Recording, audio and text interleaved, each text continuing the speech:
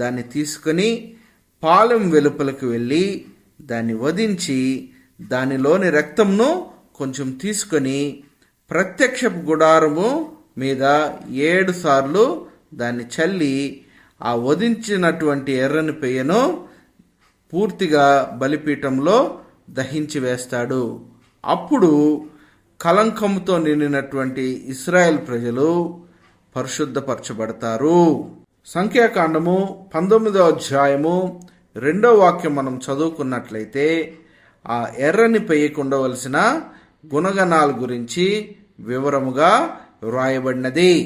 ఎర్రని పెయ్య యొక్క మొదటి గుణము కలంకము లేనిదిగా ఉండవలెను. అనగా ఒక ఎర్రని పెయ్య వదకు తీసుకొని రాబడాలి అనగా బలి అర్పింపబడాలి. ఒక ఎర్రని పెయ్య అనగా దాని మొదటి లక్షణము అది